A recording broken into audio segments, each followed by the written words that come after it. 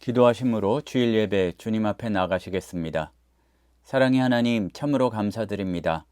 저희들 한 주간 주님과 동행하며 하루하루 살도록 인도하여 주시고 이 시간 마음을 모두어 예배의 자리에 모일 수 있도록 인도하여 주시니 참으로 감사드립니다. 우리의 찬양과 예배를 주님께서 홀로 영광 받아주시고 주님으로 말미암아 큰 은혜와 기쁨 누리는 시간 되도록 역사하여 주시옵소서. 예수님의 이름으로 기도드립니다. 아멘.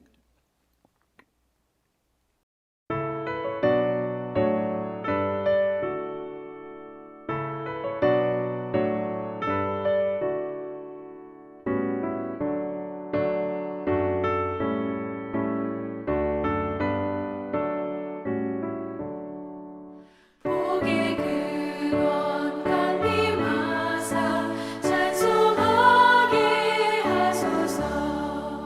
한량없이 자비하심 증명할 기록도다. 천사들의 찬송가를 내게 가르치소서. 구속하신 그 사랑을 항상 찬송합니다. 주의 크신 도움 많아 이때까지 왔으니 이와 같이 천국에도 이르기를 바라네. 하나님의 품을 떠나 죄에 빠진 우리를 예수 구원하시려고 보혈 흘려주셨네.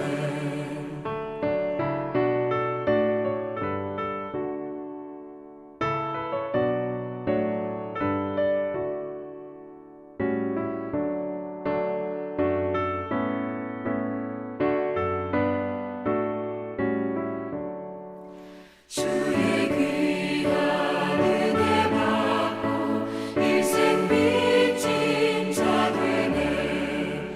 주의 은혜 사슬되사 나를 주께 매소서.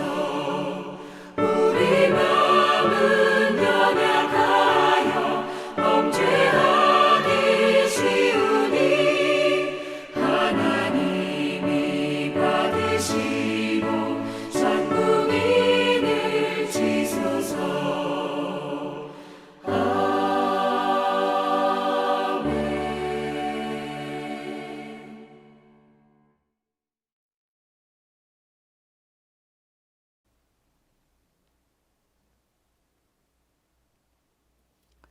사도신경으로 신앙 고백하시겠습니다. 전능하사 천지를 만드신 하나님 아버지를 내가 믿사오며 그 외아들 우리 주 예수 그리스도를 믿사오니 이는 성령으로 잉태하사 동정녀 마리아에게 나시고 본디오 빌라도에게 고난을 받으사 십자가에 못 박혀 죽으시고 장사한 지 사흘 만에 죽은 자 가운데서 다시 살아나시며 하늘에 오르사 전능하신 하나님 우편에 앉아 계시다가 저리로서 산자와 죽은 자를 심판하러 오시리라.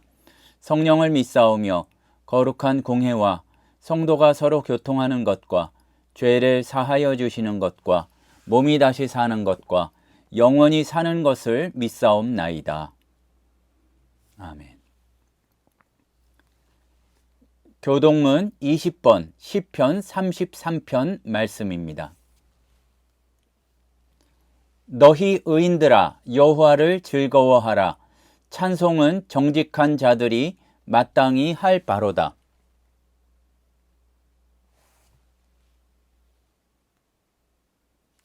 새 노래로 그를 노래하며 즐거운 소리로 아름답게 연주할지어다.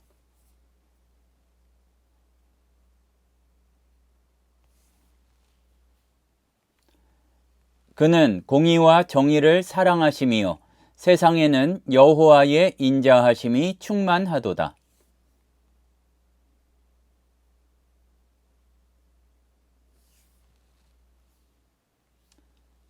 그가 바닷물을 모아 무더기같이 쌓으시며 깊은 물을 곳간에 두시도다.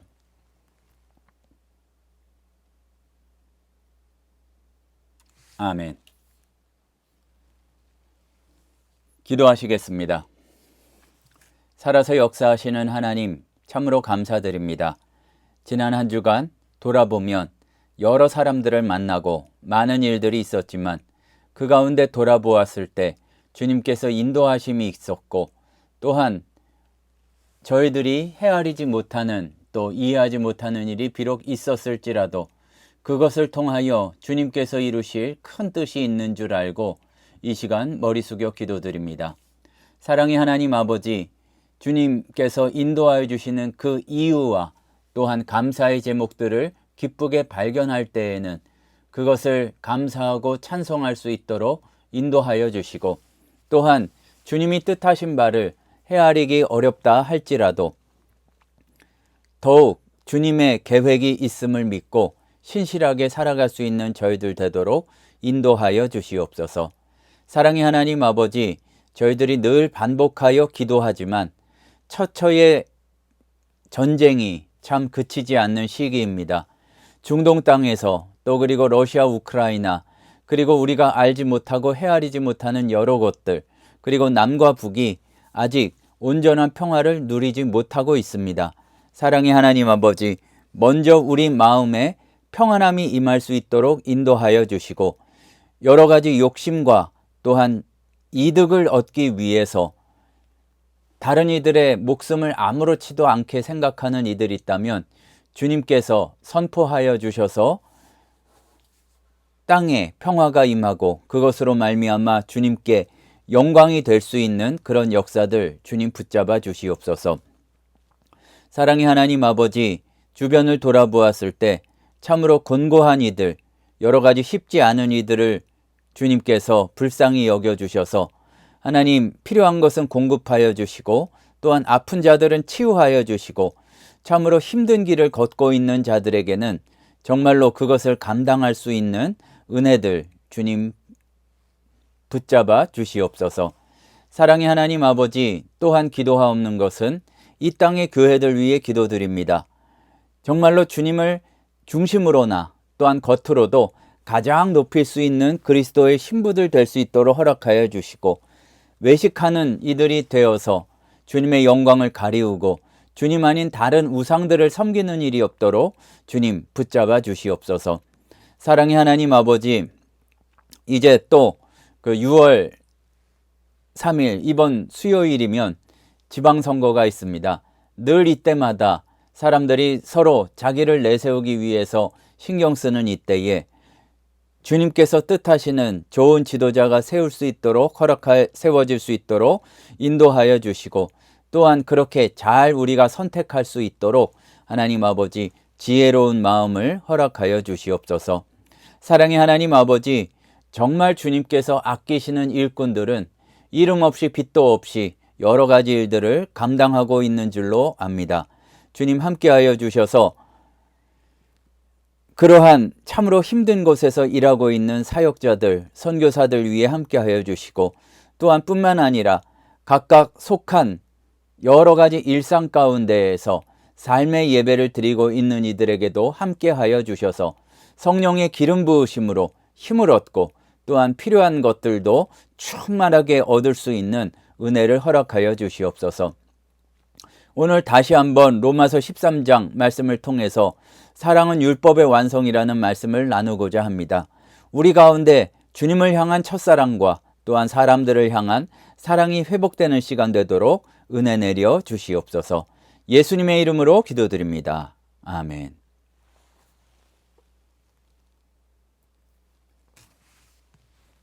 오늘 우리에게 주시는 하나님의 말씀은 로마서 13장 8절에서 10절 말씀입니다. 로마서 13장 8절에서 10절 말씀입니다. 피차 사랑의 빚 외에는 아무에게든지 아무 빚도 지지 말라. 남을 사랑하는 자는 율법을 다 이루었느니라. 간음하지 말라, 살인하지 말라, 도둑질하지 말라, 탐내지 말라 한 것과 그 외에 다른 계명이 있을지라도 내 이웃을 내 자신과 같이 사랑하라 하신 그 말씀 가운데 다 들었느니라. 사랑은 이웃에게 악을 행하지 아니하나니 그러므로 사랑은 율법의 완성이니라. 우리는 지난주에도 로마서 13장 8절에서 10절 말씀을 살펴보았고 오늘 다시 한번 조금 더 깊이 또 그리고 다른 부분을 함께 나누려고 합니다. 이 13장 8절 앞에 보면 한 가지 무거운 짐을 내려놓는 법을 우리가 배웠었습니다. 그 무거운 것이 무엇인가 하면 내 손으로 모든 것을 판단하고 판결하려는 그러한 마음, 그리고 내가 모든 일에 최종적인 심판자가 되려는 그러한 욕망을 내려놓는 일을 우리가 생각해 보았습니다. 그래서 결국 모든 권위가 하나님에게서 흘러나온다는 것을 인정하는 사람은 자기 손에 쥐고 있던 마지막 심판의 칼까지 그분께 돌려드리게 됩니다. 어떤 순간 내가 심판하고 싶고 내가 저 사람이 잘못되었고 내가 옳다고 이야기하고 싶어도 우리가 도달해야 될 자리는 그것까지도 하나님께 넘겨드리는 자리입니다. 그런데 그 자리에서 우리에게는 한 가지 자연스러운 질문이 떠오르게 되어 있습니다. 모든 것을 결정하고 판단하던 그 높은 자리에서 내려온 사람에게는 과연 무엇이 남는가? 사실은 자기가 우주의 중심에서 가장 높은 심판석에 앉아 있었는데 이제 아무 책임도 없는 가벼운 자리로 옮겨간 것인지 절대 그렇지는 않겠죠. 오늘 본문은 바로 그 손에 아무리 갚아도 끝나지 않는 단 하나의 의무, 사랑에 관해서 이야기하고 있습니다. 우리가 지난주에도 그것에 대해서 살펴보았습니다. 바로 빚진 것과 관련해서 우리가 사랑을 주님께로부터 크게 입었기 때문에 사랑을 흘려보내야 한다는 말씀을 나누었습니다. 우리가 이 사랑이라는 말 앞에서는 묘하게 굉장히 안심을 하고 내가 받을 사랑만 헤아리는 경우가 많이 있습니다. 사랑하라는 말은 너무 자주 들어서 이미 다 아는 말처럼 느껴지고 우리는 신앙을 몇 가지 우리 스스로 생각하기에 가장 대표적이라고 생각하는 그런 어떤 종교 행위 또는 몇 가지 규칙으로 이렇게 정리해 두는 경우가 많습니다. 예배에 빠지지 않고 또 헌금을 드리고 큰 잘못을 저지르지 않는 것. 그리고 우리 한국 교회에서는 거기에 술, 담배 문제가 들어가기도 하죠. 또 요새 오면은 술, 담배 문제를 사실은 범하고 저지르면서도 그게 기준이 아니라는 것은 뭐라고 표현할까요? 이렇게 거기로부터 자유롭지는 못한 그런 모습을 보기도 합니다. 그리고 나서 문제는 그것만 지키면 어떤 헌금만 드리고 어떤 그리스도인으로서 하지 말아야 된다고 사람들이 가볍게 이야기하는 몇 가지만 지키면 그 목록 바깥의 삶은 가능한 한 내 뜻대로 편한 대로 살아도 된다고 은근히 생각하는 경우가 많이 있습니다. 사랑은 그 목록 안에 한 항목쯤으로 자리 잡는 경우가 많다는 얘기죠.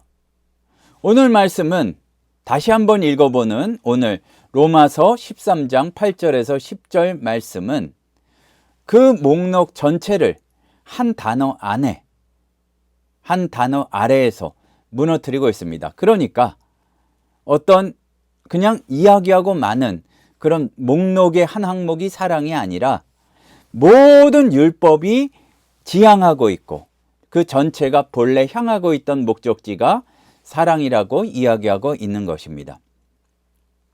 다 본 말씀이지만 다시 한번 오늘 10절의 마지막 한 문장을 보면 그러므로 사랑은 율법의 완성이니라 라고 이야기하고 있습니다. 이 완성이라는 말은 우리가 흔히 어떤 과제를 끝마쳤다는 그런 뜻으로 받아들일 때가 많습니다. 끝났다 하고 할 일을 다 했다. 더 할 것이 없다. 그래서 손을 털고 일어선다. 그런 끝나는 종결의 그림을 떠올리는 경우가 많이 있습니다. 근데 그렇게 되면 사실 이제 율법이 끝났으니까 너무 이기적인 생각으로는 율법이 지켜질 필요가 없다는 이상한 쪽으로 가게 되는데, 여기에서 완성이라는 말은 끝났다는 얘기보다는 가득 채움, 그래서 흘러 넘침을 뜻합니다. 빈 그릇에 이런 내용물이나 물을 담았을 때 이게 수도를 틀었을 때 흘러 넘치듯이 율법이라는 그릇이 본래 담으려던 그 내용이 사랑이고 그것으로 가득 채워진다는 얘기입니다. 이 차이가 작은 것 같지만 꽤 큽니다. 사랑이 율법의 종결이라면 율법과 사랑은 서로 다른 두 시대의 것이 됩니다. 그러니까 율법이 끝났고 사랑의 시대가 왔다. 율법 시대가 지나가고 이제 새로운 사랑의 시대가 도래했다. 이런 식으로 얘기가 쉬운데 율법은 폐기됐다. 그런 이야기가 되어버리는데, 그러나 사랑이 율법이 충만해서 흘러넘치는 것과 같다. 이렇게 얘기되면 폐기된 것이 아니라 율법은 처음으로부터 담고 있는 것도 사랑이요. 지향해서 달려가고 있고 그렇게 결국 목적을 하고 있는 것이 사랑이라는 것이 잘 드러나고 있고 그걸 깨달아야 된다는 얘기입니다. 율법은 사랑을 향한 오랜 여정이기도 하고 거꾸로 사랑이 흘러넘치면 다른 구체적인 율법의 조문들을 이야기할 필요도 없이 그것이 너무나 잘 지켜지게 된다는 그런 말씀입니다. 그런데 이 말씀이 신약에 와서야, 예수님께서 오셔야 갑자기 새롭게 드러난 생각이 아니라는 것을 우리는 놓치지 말아야 할 것입니다. 바울이 본문에서 인용하는 내 이웃을 내 자신같이 사랑하라는 말씀은 사실 레위기에 이미 적혀 있던 옛 계명입니다. 이게 신약에서 처음 이렇게 울려 퍼진 새 음성이 아니라 율법의 한복판에서, 그러니까 이때로부터 1000년, 2000년도 더 전에 새겨져 있던 오래된 말씀입니다. 그 계명의 말씀이 놓인 자리를 보면 앞뒤로 형제를 마음으로 미워하지 말고 원수를 갚지 말고 동포를 원망하지 말라는 말씀이 레위기에 이미 나란히 서 있습니다. 말해서 이 사랑의 계명은 그냥 그렇게 이야기하고 많은 추상적인 구호로 떠 있는 것이 아니라 미움과 보복과 원망이라는 가장 현실적인 갈등의 한복판에 박혀 있음을 우리는 알아야 할 것입니다. 율법은 그 깊은 곳에서 이미 사람의 중심, 마음을, 그리고 무엇보다 사람과 사람 사이를 정확하게 겨누고 있었다는 사실을 우리는 생각해 보아야 할 것입니다. 겉으로는 굉장히 많은 규정의 목록이 있고 율법의 내용들이 있지만 모든 규정이 가리키던 한 방향이 바로 서로를 향한 사랑이었습니다. 사실 우리가 직접적으로 어떻게 연관이 되는지 이해하기 어려운 경우도 있지만 제사에 관한 규정도, 절기에 관한 규정도, 또 그리고 일상의 사소한 행동에 관한 규정도 결국은 하나님과 바르게 살고 또한 사람과 올바르게 이렇게 관계를 맺는 그 한 가지를 만들어내기 위한 것이었음을 말씀을 통해 우리는 알 수가 있습니다. 그런데 자꾸 우리는 나에게만은, 그리고 이기적인 그 장소로만 도피를 해서 하나님께만 최소한으로 관계를 끊지 않고 맺고, 다른 사람은 상관없어도 그것이 율법이 지키는 줄로 착각하는 모습이 아직까지도 있다는 얘기입니다. 그래서 바울이 사랑은 율법의 완성이라고 말할 때에 전혀 새로운 사실을 이야기하는 것이 아니라 원래부터 레위기부터 오랜 세월 품고 있던 그 핵심을 마침내 다시 한번 환하게 재확인하고 드러내 보인 것입니다. 율법은 사랑을 가로막는 담장이 아니라 사랑이 어디로 흘러가야 될지 그것을 미리 보여주신 하나님의 오래된 준비요 계획이었습니다. 그런데 우리가 여기서 반드시 짚어야 할 결정적인 사실이 하나가 있습니다. 이렇게 말씀한 것이 바울만 이렇게 말씀한 것이 아니란 얘기예요. 사실 우리가 더 익숙하고 잘 알고 있는 내용은 예수님께서도 율법 가운데 어느 계명이 가장 크냐 하는 질문을 받으셨을 때 똑같은 말씀, 오늘의 말씀과 굉장히 밀접하게 통하는 말씀으로 답하셨습니다. 내 이웃을 내 자신같이 사랑하라. 온 율법과 선지자의 말씀이 다 이 한마디에 매달려 있다고 그렇게 말씀하셨습니다. 마태복음 22장에 그 말씀이 나와 있죠. 예수님께서 이야기해 주셨던 그 한 문장의 말씀과 바울이 오늘 말씀에서 선언하는 이야기가 글자 그대로 똑같은 자리에서 이렇게 길어 올려진, 구약으로부터 이어진 그러한 말씀이란 얘기입니다. 이게 우연일 리가 있겠습니까? 예수님과 바울이 각자 따로 생각하다가 어쩌다 보니까 같은 결론에 이른 것이 아니라 그 이유와 시작이 하나이기 때문에 이런 결과가 나오게 된 것입니다. 예수님께서는 율법의 가장 중심, 심장이 사랑이라고 하셨고, 사도 바울은 그 가르침을 그대로 이어받아서 지금 이 말씀을 듣고 있는 로마 교회의 성도들에게 풀어놓고 있는 것입니다. 그러면 우리는 상관없습니까? 시대가 많이 바뀌었으니까 지금은 율법에 다른 거를 더해야 됩니까? 아니고, 아무리 세월이 흘러도 사람에게는, 예수 믿는 사람에게는 특히나 사랑이 율법의 완성이고 그것이 하나님의 원리라는 것을 우리는 놓치지 말고 알아야 됩니다. 그런데 이 예수님과 사도 바울 두 분의 말씀을 가만히 들여다보면 한 가지 좀 이상한 점이 눈에 들어옵니다. 바울이 오늘 말씀에서 9절에서 인용하는 계명들을 살펴보면 간음하지 말라, 살인하지 말라, 도둑질하지 말라, 탐내지 말라. 이 계명들이 우리는 율법이라고 그러면은 하나님에 관해서 이야기할 것 같은데 모두 사람과 사람 사이의 일만 말씀하고 계시다는 얘기입니다. 쉽게 다시 풀어보자면 사람 해치지 말고, 딴 사람 것 빼앗지 말고, 사람의 어떠한 가정의 신실한 약속을 무너뜨리지 말라. 전부 사람과 사람, 남에 대한, 이웃에 대한 계명임을 알 수가 있습니다. 그런데 예수님께서 요약하신 계명도 내 이웃을 사랑하라 역시 사람을 향해 있다는 것을 우리는 알아야 할 것입니다.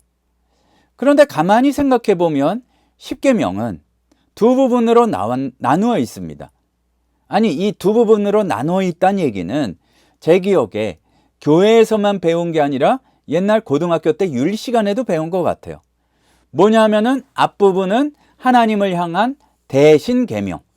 다른 신을 두지 말라, 우상을 만들지 말라, 그 이름을 망령되이 일컫지 말라. 그리고 안식일을 기억하여 거룩하게 지키라. 그런데 뒷부분은 사람을 향한 계명입니다. 부모를 공경하라, 살인하지 말라, 간음하지 말라, 도둑질하지 말라. 그런데 바울이 지금 오늘 말씀에서 이야기한 것은 정확히 그 뒷부분이란 얘기죠.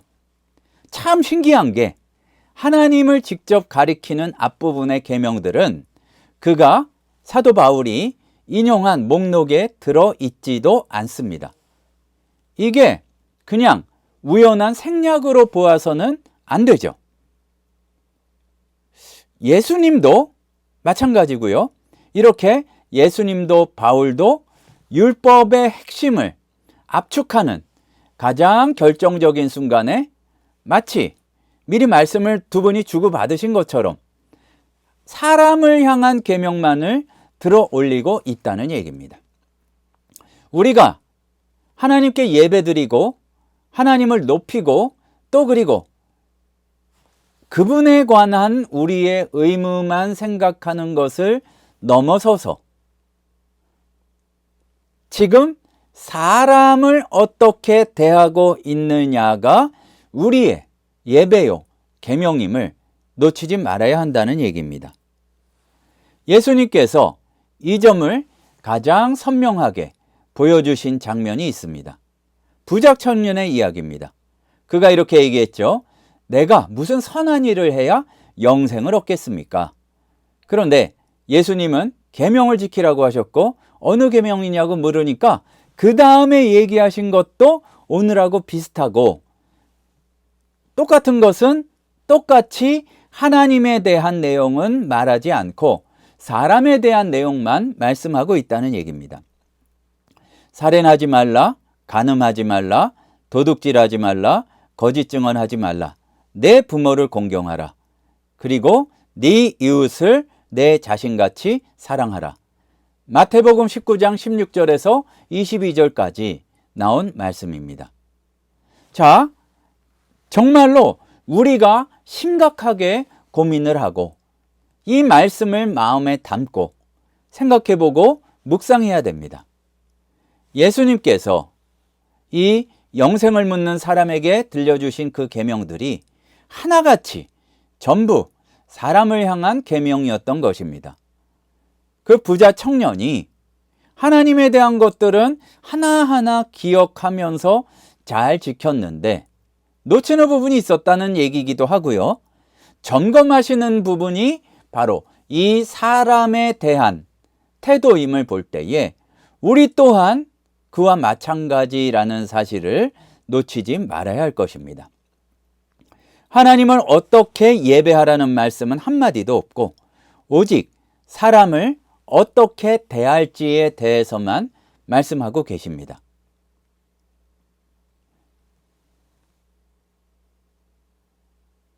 청년은 그런데 이 부분에서 당당하게 대답했죠. 이 모든 것을 내가 다 지켰는데 아직도 무엇이 부족합니까? 목록을 다 채웠는데 예수께서는 마지막 한 가지를 짚으십니다. 가서 내 소유를 팔아 가난한 자들에게 주고 나를 따르라. 그때 재물이 많았으므로 근심했다 그랬죠. 그러니까 법조문 가지고 율법의 조문 가지고 이야기하면 다 지킨 것 같으나 중심에 그렇게 지켰다 할지라도 중심에서 사랑이 흘러나온 것이냐 아니면은 하나님의 계명을 지킨다는 스스로에 대한 만족만 있었던 것이냐 이게 중요하다는 얘기죠. 부자 청년은 그 율법에 있는 계명의 목록은 다 지켰다고 자신했지만 정말로 그 계명들이 지시하고 있던 한 방향, 곧 진짜 내 속에 있고 내 중심에 있는 사랑이 눈앞에 있는 가난한 이웃에게로 흘러가는 일 앞에서는 실천하지 못하고 등을 돌리고 말았던 것입니다. 목록은 완벽했는데 사랑은 단 한 번도 그 바깥으로 흘러가지 못했습니다. 우리도 하나님에 관한 계명들을 이렇게 볼 수가 없는데 예수님께서 그리하셨고 사도 바울의 말씀에서도 오늘 우리 말씀에서도 발견할 수 있는 것처럼 이러한 조목을 가지고 과연 나는 어떠한가? 점검하고 질문을 던져 보아야 할 것입니다. 가벼운 이야기가 아닙니다. 예수님은 분명히 첫째 계명과 둘째 계명을 함께 말씀하셨습니다. 첫째가 뭡니까?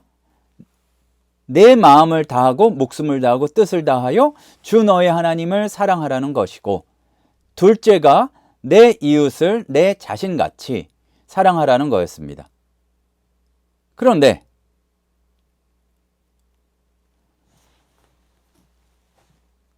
율법 전체를 한 줄로 이렇게 압축해서 이렇게 나열하실 때에는 바울도 예수님도 두 번째 계명에 해당한 것만 이야기하고 계시다는 얘기입니다.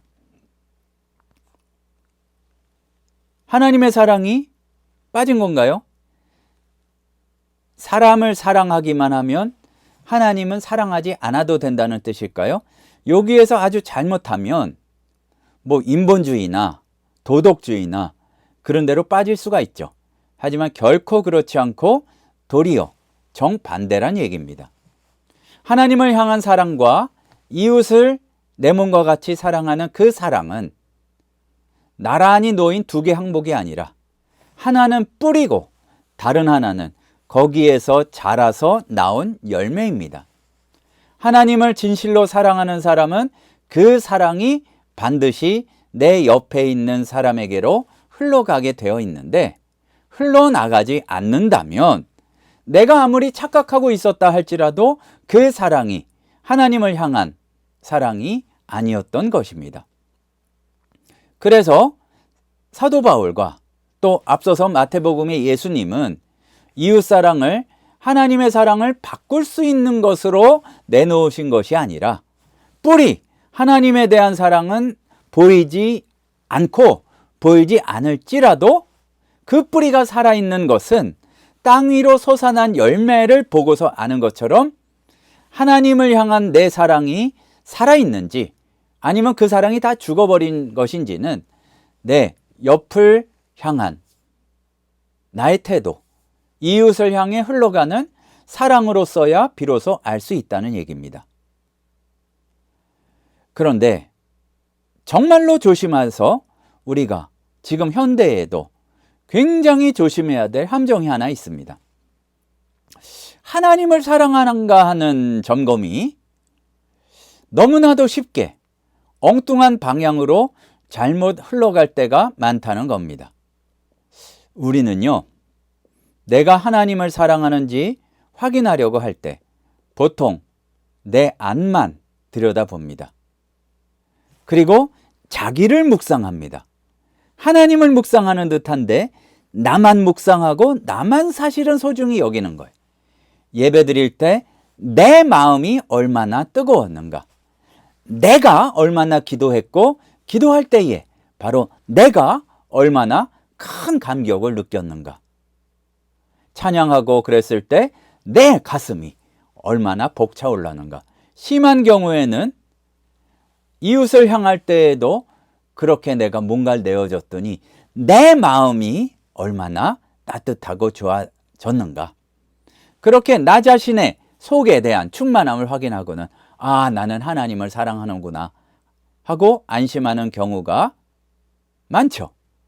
그러나 우리가 말씀에 비추어서 가만히 생각해 볼 것은 그 점검에 처음부터 끝까지 시선이 향하고 있는 것은 하나님이 아니라 내 마음의 상태요.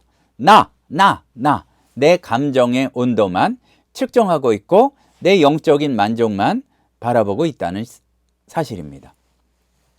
이게 굉장히 무서운 지점입니다.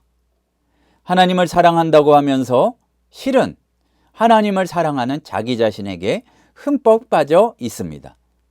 우리는 말씀을 묵상한다고 하면서 실은 나 자신에 대해서만 묵상하기가 쉽습니다. 사랑의 대상이, 하나님을 향해야 될 그 사랑의 대상이, 그리고 그렇다면 이웃에게로 흘러가야 될 그 사랑이 슬며시 나 자신에게로만 옮겨가 있고, 그럼에도 불구하고 우리는 그것을 경건이라고 부를 때가 있습니다. 하나님에 대한 사랑을 점검한다고 하면서 실제로는 내 느낌, 감정, 자기 애가 그 안에 숨어져 있다는 얘기입니다. 그런데 참 무섭고요. 우리가 피해야 할 것은 자기 사랑이 가장 거룩해 보이는 순간에 아주 깊이 빠질 수 있다는 것입니다. 사실 하나님을 사랑하는 것이 아니라 내 느낌을 사랑하고, 하나님을 높이는 것이 아니라 하나님을 높이는 것을 연기하고 있는 나를 높일 수가 있습니다. 우리가 로마서 앞부분에서 그렇게 내려놓아야 했다고 묵상했던, 내려놓아야 한다고 했던 다른 사람 판단하는 그런 권세가 아주 더 교묘하게 경건이라는 자기 굉장히 만족적인 그런 거룩한 옷을 입고 다시 되돌아올 수도 있다는 얘기입니다. 바로 그렇기 때문에 예수님과 바울은 말씀을 통해서 굳이 하나님에 대한 건 얘기할 필요도 없이 우리를 내 안에 갇혀져 있는 나를 끄집어내면서 하나님에 대한 사랑이 참인지 거짓인지 가려낼 그 기준을 내 마음 안이 아니라 내 바깥에서 세우시고 눈앞의 사람에게서 측정을 하라고 그렇게 이야기하고 있는 것입니다. 내 가슴의 느낌이 얼마나 좋은지가 아니라, 좋다 하는 그 은혜의 느낌이 아니라, 내가 마음대로 할 수 없고 뜻대로 움직여주지 않는, 때로는 참 불편하게 하는 이웃에 대해서 내가 어떻게 대하는가로 하나님에 대한 사랑이 판별이 난다는 얘기입니다. 요한일서의 말씀처럼 보이지 않는 하나님을 사랑한다고 하면서 보이는 형제를 사랑하지 않으면 그거는 가짜고 거짓말입니다. 자꾸 사랑이 내 안으로만 향하면 그거는 자기애고, 나가질 않으니까 썩을 수밖에 없고, 나에게서 밖으로 자꾸 향하고 흘러 넘치면 결국에는 하나님에게로 그것이 드리는 사랑이요, 하나님께 드리는 영광이 된다는 얘기입니다. 우리가 처음에 나누었던 말씀으로 돌아가 보길 원합니다.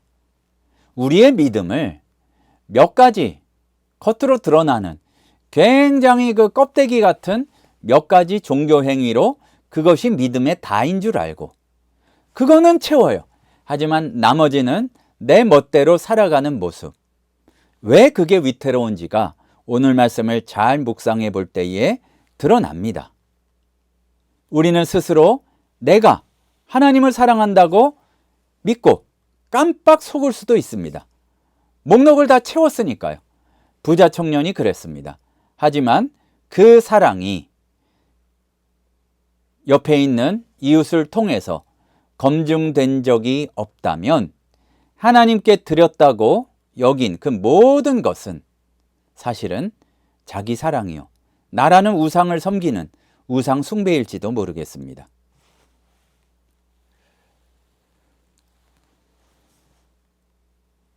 그렇다면 여기에서 지난주의 말씀과도 이어지는 한 가지가 남게 됩니다. 우리가 그러면은 이 사랑을 언제까지 해야 되는 건가? 어디까지 하면 다 한 건가? 지난주에 살펴봤습니다. 사랑은 빚입니다. 오늘 말씀의 처음, 지난주에도 이것을 살펴봤는데 피차 사랑의 빚 외에는 아무에게든지 아무 빚도 지지 말라. 세상의 모든 빚은 다 갚으면 끝이 나는 건데 우리가 빚진 그 사랑의 빚을 어떻게 갚을 수가 있겠습니까? 갚아도 끝나지 않기 때문에 우리는 안에서부터 이웃에게로, 남에게로 그 사랑을 계속해서 흘려 보낼 수밖에 없습니다. 사랑은 율법을 가득 채우고 흘러 넘치는 일입니다.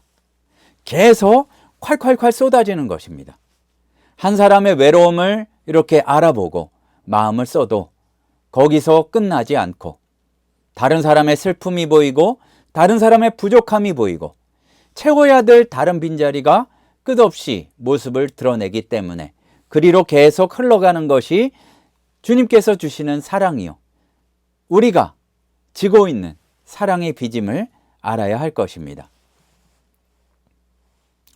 만약에 이게 그저 갚을 수 없는 빚이라면 해결할 수 없는 굉장히 큰 짐으로 느껴지겠지만, 그러나 우리는 먼저 갚을 수 없는 사랑을 입었습니다. 그리고 진짜 사랑을 충만하게 충분히 받은 사람은 분명히 압니다. 그것이 짐이 아니고 도리어 사랑이 흘러가는 것이 그 무엇보다도 행복하고 기쁘다는 사실을, 때로는 목숨까지도 바꿀 수 있는 그러한 기쁨이라는 사실을 알게 됩니다. 어쩌면 우리가 회복하고 돌아가야 할 것은 그냥 단지 우리가 흔히 생각하듯이 기도 좀 더 해야 되는데 예배 좀 이렇게 또 경건하게 드렸으면 하는 그런 어떠한 우리의 마음에 관한 것이 아니라, 우리 마음 안에 그렇게 머무는 것이 아니라 우리는 바깥으로 돌아가야 할지도 모르겠습니다. 어쩌면 이 막혀가지고 흘러가지 않는 그곳, 나를 불편하게 하는 그 한 사람, 아주 이 담을 세우고 뚝을 세워서 끝내버리고 지워버린 한 사람에게로 그것이 무너지고 사랑이 흘러가게 될 때에 바로 그 가운데 천국의 역사는 시작이 됩니다. 그게 회복돼야 되고 그때에야 내 하나님을 향한 사랑이 진짜인지 가짜인지가 드러납니다. 우리는 분명히 갚을 수 없는 사랑을 이미 받은 사람입니다. 이제 그 사랑을 흘려보내며 살아가는 우리가 되기를 소원합니다.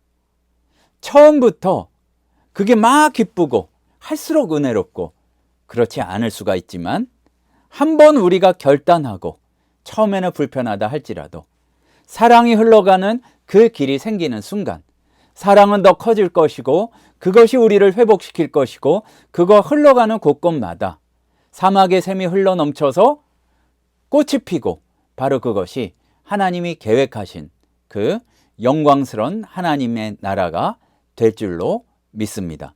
우리도 우리가 서 있는 그 자리로부터 사랑이 흘러넘쳐서 율법의 계획들이, 그 이유들이 다 채워지고 아름다운 하나님의 나라가 확장되는 그러한 복된 삶을 누리는 성도들 되시기를 간절히 소원합니다. 기도하시겠습니다. 사랑의 하나님 아버지, 마음이 완악한 저희들, 늘 하나님을 높인다고 하면서 사실은 나 자신을 섬기고 있는 저희들 용서하여 주시옵소서. 꽉 막힌 담이 허물어지고 사랑이 놀랍게 흘러넘치도록 은혜 내려 주시옵소서. 예수님의 이름으로 기도드립니다. 아멘.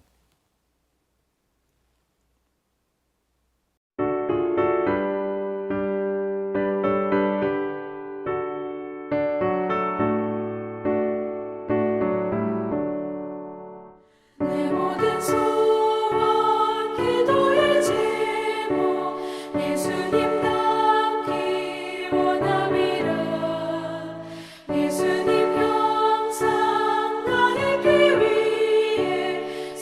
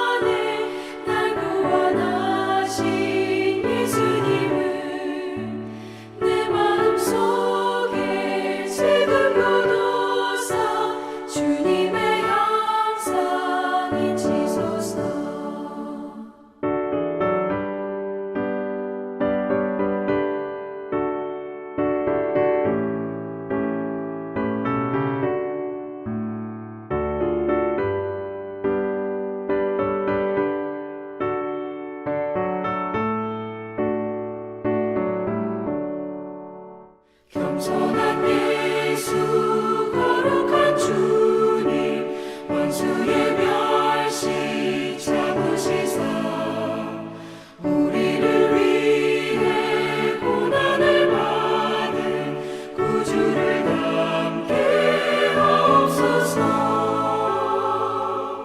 예수님 닮기 내가 원하네. 날 구원하신 예수님을 내 마음속에 지금도 두사 주님의 형상 잊히소서.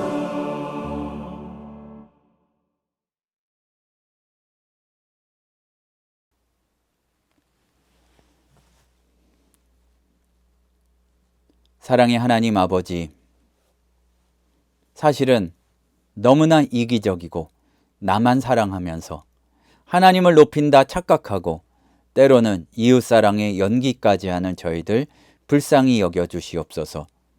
우리가 엄청난 사랑의 빚진 자들임을 알고 사랑을 흘려보내고 그것으로 말미암아 이루어지는 하나님의 나라를 누릴 수 있는 저희들 되도록 은혜 내려 주시옵소서. 예수님의 이름으로 기도드립니다. 아멘. 지금은 우리 주 예수 그리스도의 은혜와 하나님 아버지의 크신 사랑하심과 성령님의 충만히 인도하시는 은혜의 역사가 넘치는 사랑을 받았으니 그 사랑을 흘려보내기를 소원하는 우리 하늘샘 성도들 머리 위에 이제로부터 영원토록 함께 있을지어다. 아멘.